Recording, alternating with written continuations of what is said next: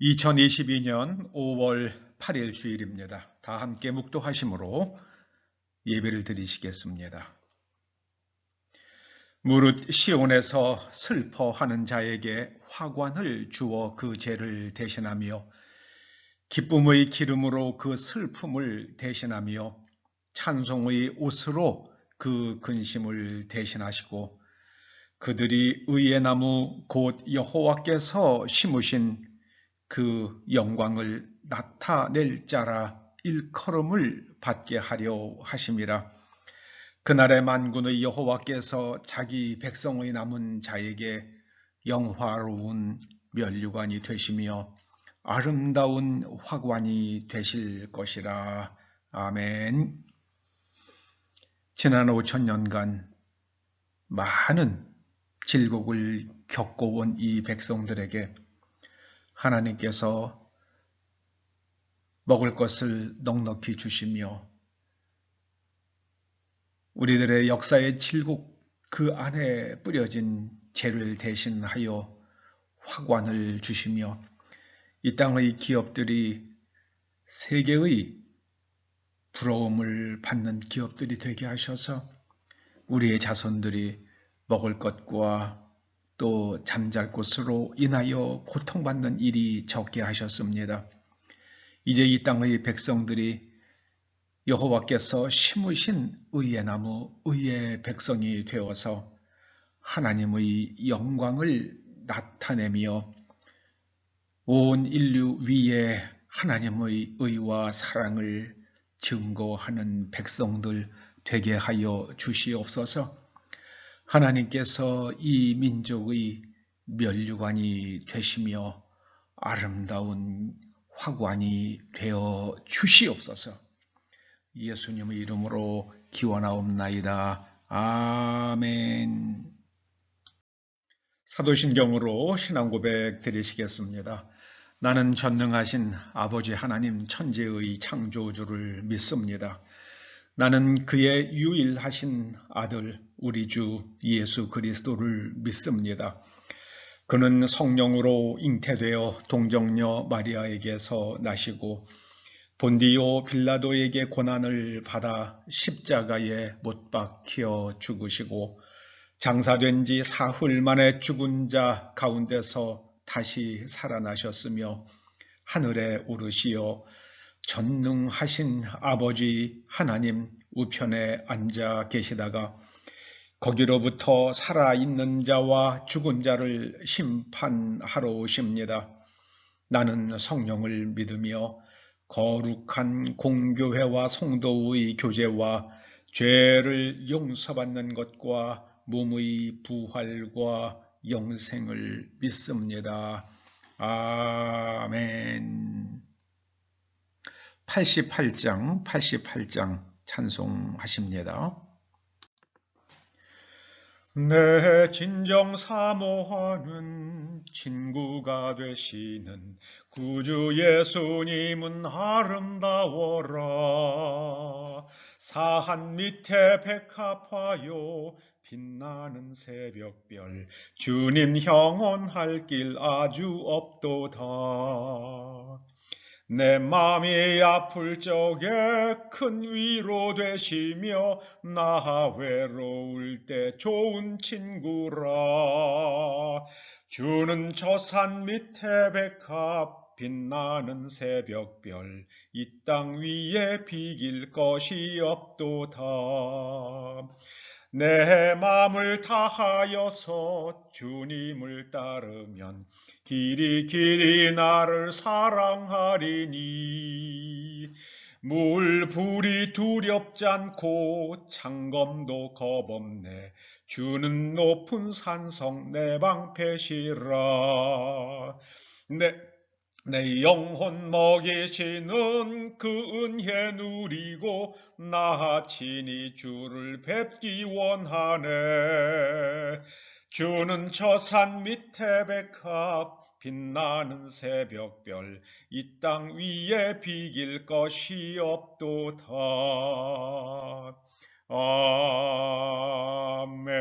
아멘. 여러 모양으로 하나님께 봉헌하신 예물을 위해서 기도하시겠습니다.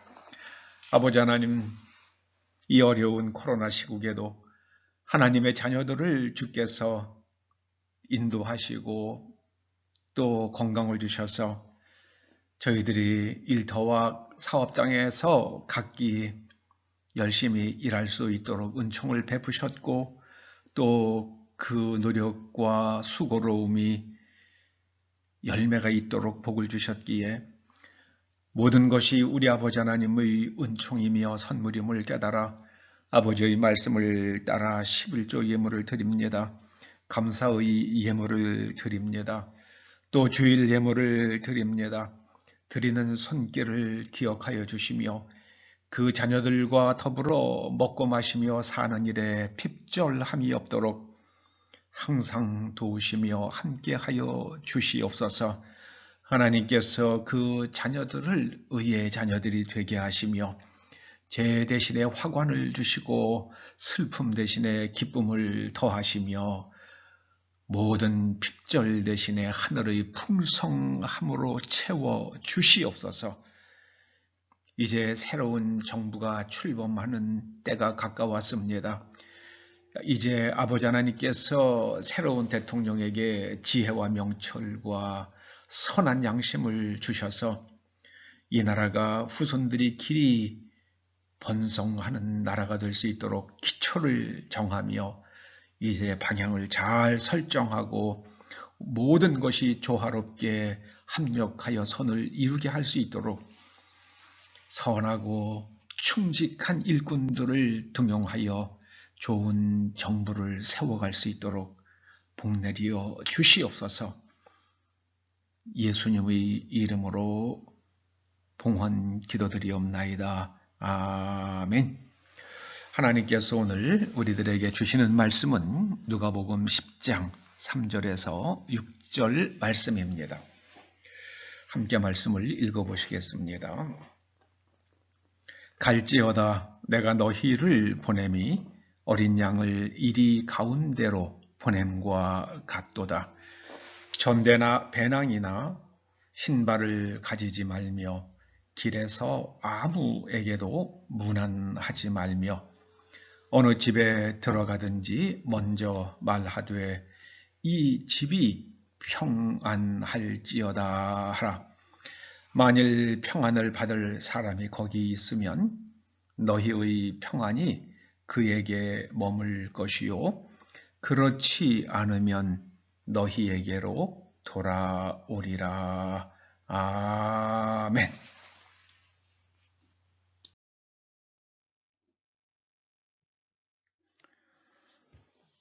2000년경 제가 미국에서 공부할 때의 일입니다. 그 당시 뉴저지에서 가장 잘 부흥하고 있던 한 한인 교회를 방문하고 그 교회 임직자들과 함께 식사를 하게 되었습니다. 마침 제 옆에 앉으셨던 40대 후반쯤 되어 보이는 안수 집사님에게 그 교회만의 특별한 부흥의 비결이 있는지 물었습니다. 그러자 1초의 망설임도 없이 즉시 답변이 돌아왔습니다. 목사님, 교회는 싸우지만 않으면 부흥합니다. 목사님의 설교를 잘 하시면 더 좋겠지만 그것보다 더 중요한 것은 싸우지 않는 것입니다. 싸우지만 않으면 부흥합니다. 예전에 집집마다 가장 많이 걸어 놓은 5글자가 있었습니다. 가화만사성. 집안이 화목하면 모든 것이 잘 된다는 말이죠. 가화만사성. 평안이 국가 발전의 기초입니다. 주님께서 오늘 말씀하십니다. 어느 집에 들어가든지 먼저 말하되 이 집이 평안할지어다 하라 그러셨습니다. 여기 평안으로 번역된 헬라어가 에이레네입니다. 에이레네. 그리스 신화를 읽어본 분들은 에이레네라는 말이 기억날지도 모르겠습니다. 에이레네는 실은 평화의 여신의 이름입니다. 에이레네에게 두 자매가 있었습니다. 유노미아와 디케입니다. 유노미아는 뜻이 유는 좋다는 말이고요. 노미아는 노모스라는 법을 가리키는 노모스라는 말에서 나온, 그러니까 유노미아는 좋은 법, 그래서 질서를 말합니다. 디케는 정의죠. 디케는 정의입니다. 이 에이레네는 유노미아 좋은 법과 질서와 그리고 정의와 함께 간다는 것을 여러분 굉장히 의미 있게 기억하시기 바랍니다. 하나님께서 신약 성경을 헬라어로 기록하게 하셨습니다. 굉장히 깊은 의미가 있습니다.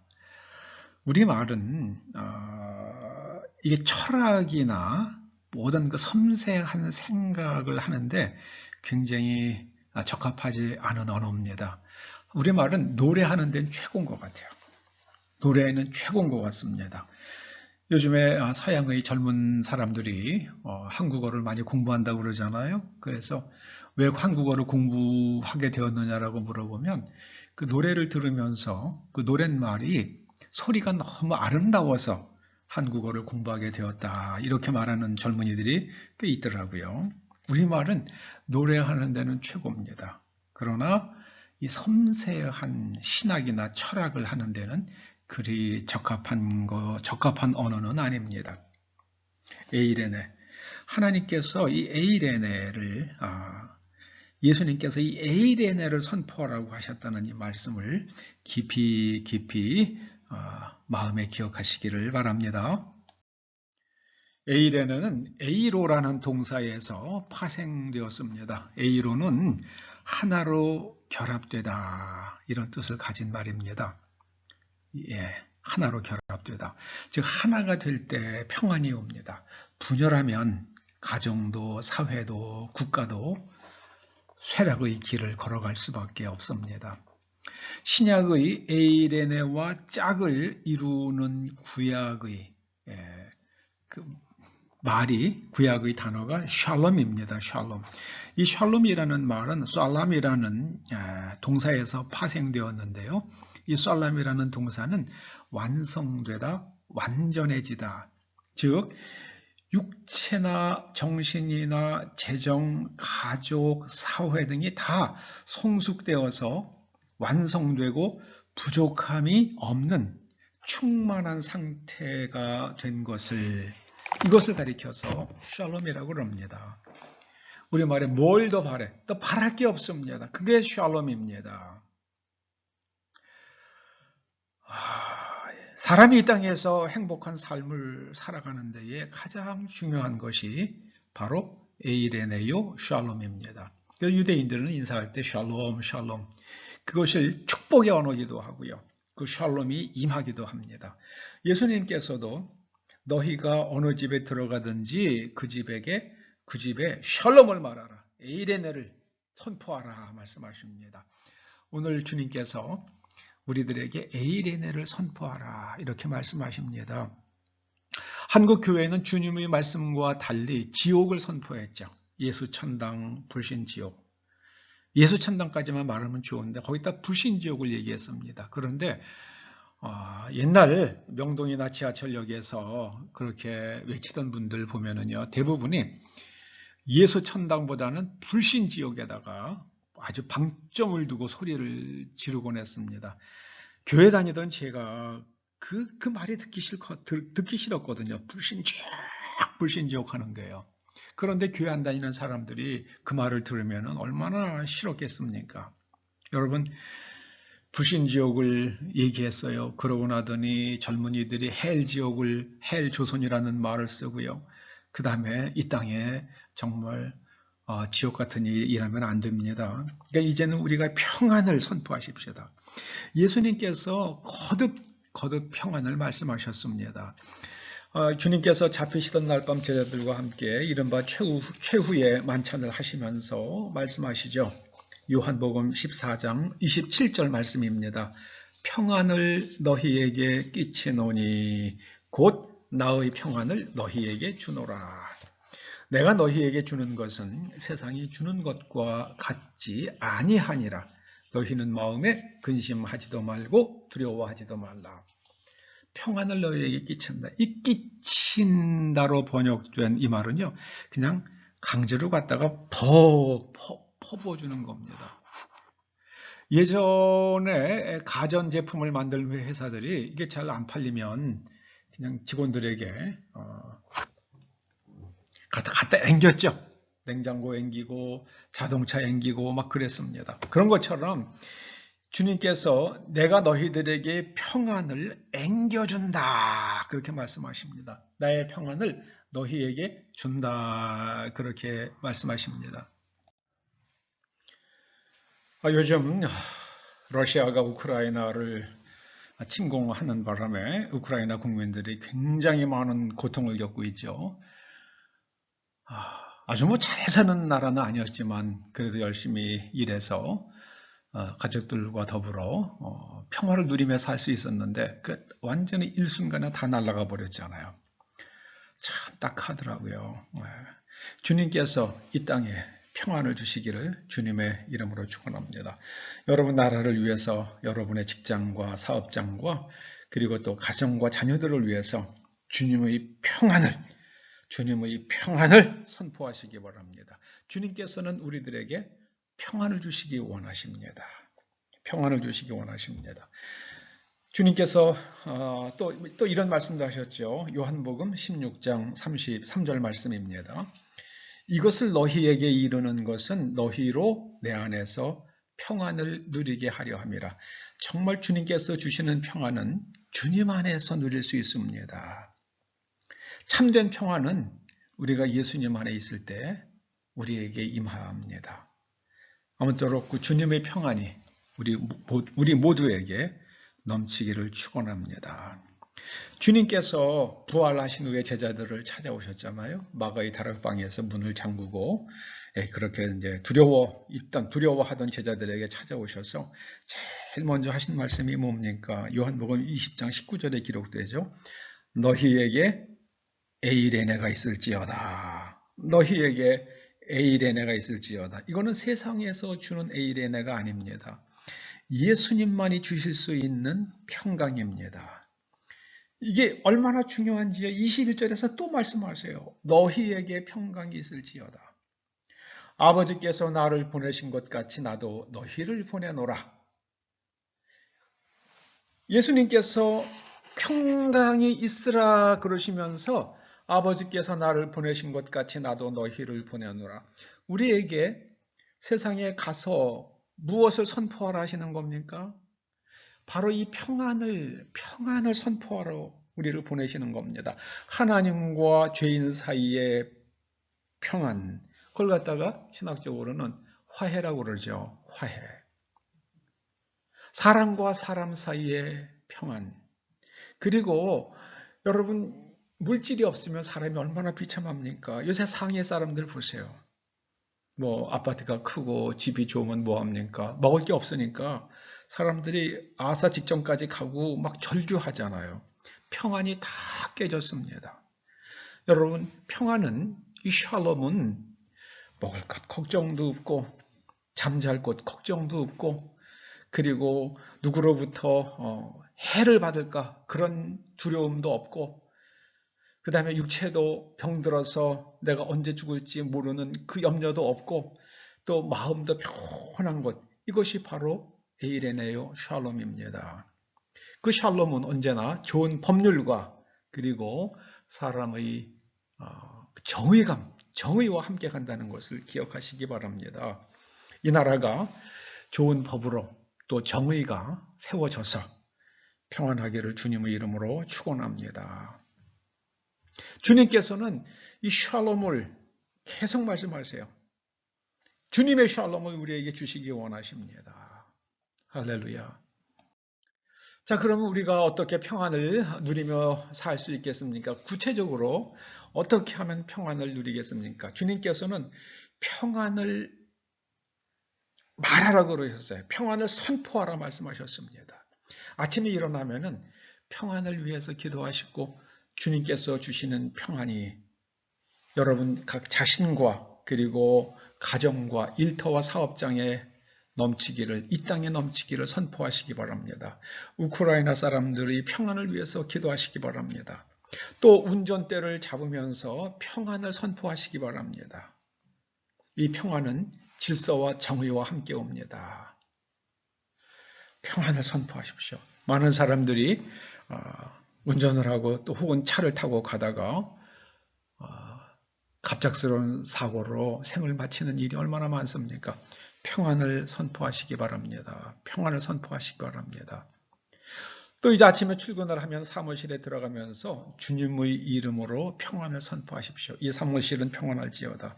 예수 그리스도께서 주시는 평안이 이 사무실에 머물지어다. 이렇게 선포하시기 바랍니다. 여러분, 회사가 평안을 잃어버리면 회사가 넘어갑니다. 회사도 부도납니다. 네. 또 갑작스러운 사고로 재산과 생명을 잃을 수도 있습니다. 어떤 기업들은 갑자기 어려워지는 고통을 겪을 수도 있죠. 일본에 있는 그 화석 연료를 떼는 휘발유 엔진 혹은 디젤 엔진을 떼는 그런 엔진을 만드는 엔진의 부품을 만든 기업들이 지금 뭐 아주 큰 고통을 겪고 있다고 그러죠. 그때 평안이 깨진 겁니다. 여러분, 그 다음에는 좋은 법을 선택하는 게 평안을 누리며 사는 길입니다. 옳은 거를 행해야 돼요. 내 이익을 선택하면 안 됩니다. 최근 우리나라에서 아주 시끄러웠던 이슈가 있었죠. 소위 검수완박이라고 부르는 그 법 개정이요. 여러분, 검찰이라는 제도가 왜 만들어졌는지 그걸 생각해 보시면 압니다. 이 법이 좋은 법인지 아닌지를 우리는 분별할 수 있어요. 예전에는 절대 권력자인 임금이 그저 저자를 감옥에 가두라. 그 사람이 어떤 죄가 있는지 그건 뭐 물어볼 필요도 없어요. 그냥 임금이 가두라 그러면 가두는 거예요. 저놈의 목을 쳐라 그러면 좀 죽이는 겁니다. 그런데 임금 마음대로 할 수 없습니다. 이제 법에 대해서 정말 좋은 훈련을 갖고 식견이 있는 사람이 이 사람이 과연 어떤 죄를 지었는지 그걸 수사를 해서 그 다음에 정리를 해서 재판을 해가지고 그리고 나서 법을 처벌을 할 수 있다는 게 이게 죄형 법정주의죠. 그래서 그런 걸 하라고요. 누구 권력자들의 마음대로 하지 말고 정말 어떤 법을 어겼는지를 잘 판단을 해서 처벌해야겠다. 그게 바로 그렇게 해서 그런 수사와 기소를 하는 그런 역할을 담당시키는 제도가 바로 검찰이잖아요. 그런데 우리나라에서는 어떤 특정한 사람들은 그런 검찰의 수사와 기소의 대상이 되지 않도록 아예 검찰이 수사하지 못하도록 막아버렸어요. 옳은 일이 아니죠. 그래서 검사들이 그랬잖아요. 이게 만약에 이 법이 개정이 된다 그러면 국민들이 가장 큰 피해자가 될 것이다. 그 말이 무슨 뜻인지는 국민들이 알지도 못했을 것 같아요. 이게 문제입니다. 옳은 일을 행해야 됩니다. 그런데 이번에 국회의원들이 자신들의 이익을 선택했습니다. 이제는 우리 국회의원들은 무슨 죄를 지어도 우린 수사받지 않아. 참, 이제 대한민국에서 막 살겠다고 작심하는 사람들은 국회의원 배지 달면 됩니다. 참 딱한 노릇입니다. 그리고 하나님의 평안을 이 땅에 가져오는 길은 복음을 전파하는 겁니다. 복음의 핵심 가치가 뭡니까? 옳은 것, 의와 사랑입니다. 의는 내면적 영성입니다. 사랑은 타인과의, 자연과의, 세상과의 좋은 관계입니다. 여러분, 의는 내면적 영성이요, 사랑은 타인과의, 외부와의 관계입니다. 그리고 복음은 진실입니다. 죄로부터의 자유는 오직 진실에 의해서만 가능합니다. 그리고 이 자유, 신체적인 자유, 공포로부터의 자유, 가난으로부터의 자유, 질병으로부터의 자유. 이 자유가 바로 복음의 핵심입니다. 인격 존중. 복음은 사람을 존중히 여깁니다. 여러분, 할례의 연장선상에 바로 십자가의 구원의 은총이 있잖아요. 할례가 뭡니까? 아브라함뿐만 아니라 아브라함의 혈육 혹은 돈 주고 산 노예들도 할례를 행하라고 그러셨잖아요. 할례는 애굽 사람에게는 신의 아들이 되는 예식입니다. 그래서 아브라함이 애굽을 다녀온 후에 하나님께서 할례를 행하라고 그러셨잖아요. 그 자존감이 낮아지고 자기 자신을 참으로 추스리기 어려운 그 아브라함에게 할례를 행하라. 너는 내 아들이다. 그런 말씀이죠. 하나님 앞에서는 노예도 아브라함의 노예가 똑같이 내 자녀다. 이게 바로 성경에 나오는 어마어마한 인간 존중이요, 인격 존중입니다. 그리고 주님의 말씀대로 우리는 동기가 순수해야 되고요. 그리고 또 주님께서 주시는 지혜를 추구해야만 합니다. 미국에서 이 진실 존중을 흔드는 일이 생겼죠. 테슬라의 대주주인 일론 머스크라는 사람이 그 트위터를 인수한다고 선포를 했더니요. 미국 정부에서 그 국토안전부 내에 Disinformation Governance Board를 설치를 했습니다. 여러분, 가짜 뉴스는 페이크라고 그러잖아요. Disinformation이라는 거는 조작된 뉴스에 조작된 정보. 조작된 정보를 거버넌스 통제하는 위원회. 뭐 그쯤 번역할 수 있겠어요. 그런데 거기에 책임자로 임명된 사람이 미국에서 바로 디스인포메이션을 생산하는 그런 걸로 교회 평판을 얻는 사람이 거기에 그 자리에 임명이 됐어요. 이게 참 아이러니라는 생각이 듭니다.